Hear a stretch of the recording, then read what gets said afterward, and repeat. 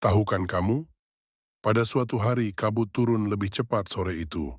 Putih, tebal, dan dingin. Menelan pepohonan pinus di Kaliurang, seolah hutan itu sedang ditutup tirai. Raka berhenti di depan bangunan tua bercat putih kusam.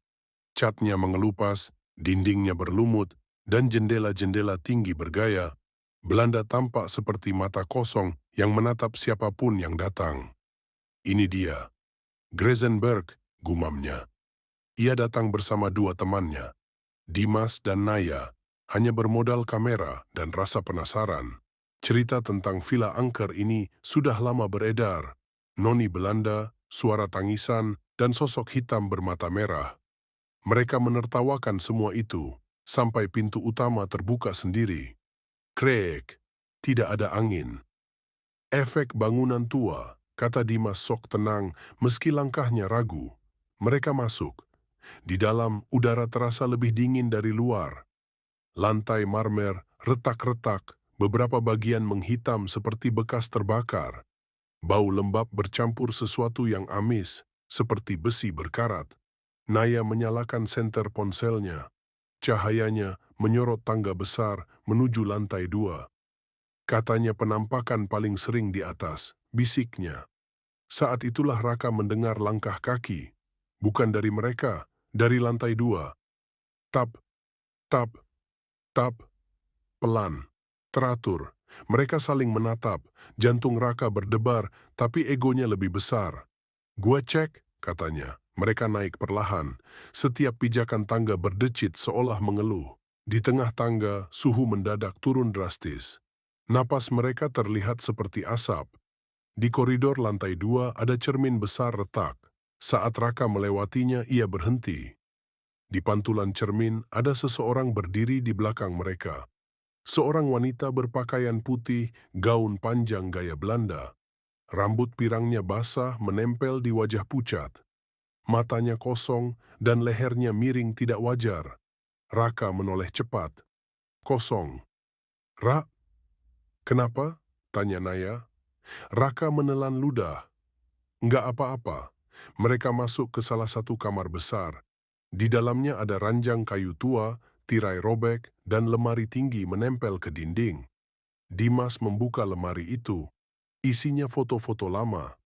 Foto keluarga Belanda, seorang pria, seorang wanita, dan seorang anak kecil. Namun di setiap foto, wajah si anak dicoret hitam. Tiba-tiba pintu kamar menutup keras. Brak. Lampu senter mati bersamaan. Kegelapan total. Naya menjerit. Dalam gelap, terdengar suara tangisan anak kecil. Pelan. Serak. Tepat di sudut ruangan. Ma, jangan. Suara itu bergetar. Raka menyalakan senter kembali. Cahayanya mengarah ke sudut kamar. Seorang anak laki-laki berdiri di sana. Kulitnya pucat kebiruan. Bajunya lusuh. Matanya kosong hitam, tapi dari dalamnya keluar cahaya merah redup. Kenapa kalian datang? Bisiknya. Dimas mundur panik. Ini nggak mungkin. Anak itu mengangkat tangannya. Di belakangnya, dinding kamar menghitam, seperti terbakar dari dalam. Bayangan besar mulai merayap naik, sosok hitam tinggi tanpa wajah, hanya dua mata merah menyala. Villa itu seperti hidup. Dinding bergetar. Suara jeritan, langkah kaki, dan bisikan dalam bahasa Belanda memenuhi ruangan. Naya menangis. Kita harus keluar.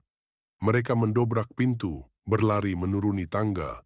Tapi tangga itu terasa tak berujung. Setiap kali mereka turun, mereka kembali berada di lantai 2.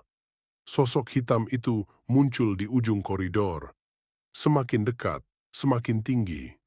Matanya menatap langsung ke Raka. Dalam sekejap, Raka melihat kilasan masa lalu. Seorang anak dikurung di kamar gelap. Seorang wanita menutup pintu sambil menangis.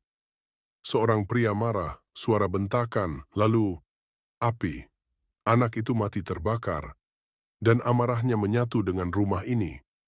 Pergi, suara anak itu menggema di kepala Raka. Tapi satu harus tinggal. Tangga tiba-tiba terbuka ke lantai bawah.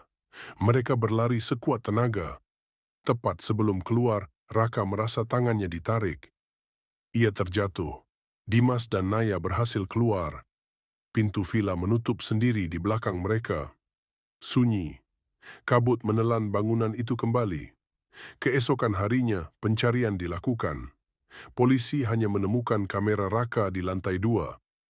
Rekaman terakhirnya memperlihatkan bayangan hitam bermata merah berdiri sangat dekat dengan lensa, lalu suara Raka berbisik ketakutan.